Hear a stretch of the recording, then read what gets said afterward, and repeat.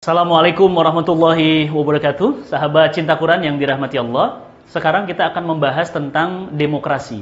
Oleh karena itu, benarkah demokrasi berasal dari Islam? Tentu mari kita kaji apa perbedaan demokrasi dalam pandangan Islam. Yang pertama, di dalam demokrasi, kedaulatan di tangan rakyat. Rakyatlah yang berhak mengangkat penguasa, menurunkan penguasa, bahkan rakyatlah yang berhak membuat undang-undang bagi penguasa untuk mengatur dirinya. Dalam Islam, kedaulatan di tangan Allah. Asyadah li syar'i, bukan li sya'bi, tapi li syar'i. Kedaulatan mutlak pembuat hukum di tangan Allah. Allah Subhanahu wa taala berfirman, "Innil hukmu illa lillah." Menetapkan hukum itu haknya Allah, bukan hak manusia. Maka dalam pandangan Islam berbeda dengan demokrasi. Dalam Islam, hak membuat hukum di tangan Allah, manusia hanya menjalankan hukum-hukum yang berasal dari Allah. Sama sekali tidak dibenarkan membuat hukum untuk diri mereka sendiri. Ini perbedaan mendasar dari demokrasi dalam pandangan Islam. Oleh karena itu, kaum muslimin yang dirahmati Allah, akhir-akhir ini seluruh dunia Islam sangat-sangat bangga dengan demokrasi. Bahkan mereka menyatakan bahwa semakin demokratis negeri kita, maka semakin dekat dengan Islam. Oleh karena itu, kalau memang semakin dekat dengan Islam, pertanyaan saya adalah, mengapa nggak ngambil Islamnya aja? Mengapa kita mengambil yang mirip Islam? Kenapa kita tidak mengambil Islamnya saja? Contoh, kita punya sepatu original. Yang satu mirip original. Pilih yang mana? Original atau yang mirip original? Tentu kita akan mengambil yang original. Oleh karena itu, kaum muslimin, sahabat cinta Quran yang dirahmati Allah, maka mulai hari ini kita menolak demokrasi karena sama sekali tidak berasal dari Islam, bahkan bertentangan secara diametral dengan Islam.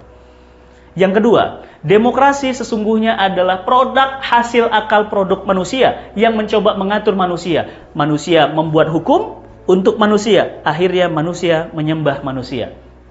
Na'udzubillah min dzalik. Ini durhaka yang paling besar. Kriminalitas yang paling besar. Ada Tuhan selain Allah, yakni Tuhannya adalah sang pembuat hukum yang mereka sebut sebagai wakil rakyat. Yang kedua, mungkinkah demokrasi mampu mengatur manusia? Ternyata tidak. Bahkan di negara yang paling demokratis itu sendiri pun tidak demokrasi. Contoh, Amerika Serikat. Kita lihat, katanya negara yang paling demokratis. Artinya segala sesuatu kebijakan pemerintahnya harus dirembukkan dulu, harus didiskusikan dulu. Lihat George Bush menyerang Irak, menyerang Kuwait. Lihat pemerintah Amerika membombardir negeri-negeri kaum muslimin. Pertanyaannya, apakah dengan berdiskusi dulu di parlemen? Tidak. Hantam saja, baru diskusinya belakangan. Demokratiskah? Tentu tidak. Lihat negeri ini, yang katanya negeri yang selalu meminta pendapat wakil-wakil rakyat. Benarkah menaikkan BBM? Benarkah menaikkan listrik?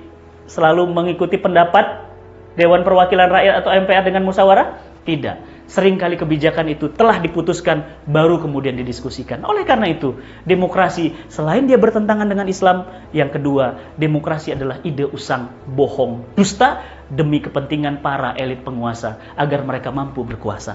Oleh karena itu, sahabat cinta Quran yang dirahmati Allah, kalau kita mirip demokrasi kita kejar, mengapa demokrasi mirip Islam, kemudian Islam yang kita tinggalkan, demokrasi mirip Islam kita ambil? Maka sudah sepantasnya hanya Islam yang pantas kita ambil untuk mengatur kehidupan kita. Oleh karena itu, sahabat cinta Quran yang dirahmati Allah, fatalnya negeri-negeri kaum muslimah hari ini lebih ridho diperintah demokrasi daripada kemudian diperintah oleh Islam yang sudah jelas-jelas berasal dari Allah Subhanahu wa taala. Sahabat cinta Quran yang dirahmati Allah, mari fahami fakta demokrasi, fahami fakta Islam. Kita akan menemukan perbedaan mendasar di antara keduanya. Yang kedua, kita mendakwahkan bahwa Islam adalah Islam. Tidak mungkin menyamai demokrasi, dan tidak ada juga istilah demokrasi Islami. Kalau ada demokrasi Islami, nanti ada pacaran yang Islami. Kalau ada pacaran yang Islami, nanti ada maling yang Islami. Kalau ada maling yang Islami, nanti ada pelacur yang Islami. Maka Islam adalah Islam, kemaksiatan adalah kemaksiatan. Tidak mungkin dicampur baur. Allah Subhanahu wa taala berfirman, wala talbisul haqqa bil batil. Jangan mencampurkan yang hak dengan yang batil. Karena yang hak sudah jelas, yang batil juga sudah jelas. Oleh karena itu, sahabat cinta Quran dimanapun Anda berada, mulai hari ini kita tolak apapun sistem, peradaban, pengaturan, atau apapun yang berasal dari manusia yang lemah dan tidak menguasai dirinya sendiri. Maka marilah mulai hari ini kita hanya dan hanya mengabdikan diri kita sepenuhnya kepada Allah, karena Allah Subhanahu wa Ta'ala lah tempat kita kembali. Semoga bermanfaat. Salam cinta Quran. Assalamualaikum warahmatullahi wabarakatuh.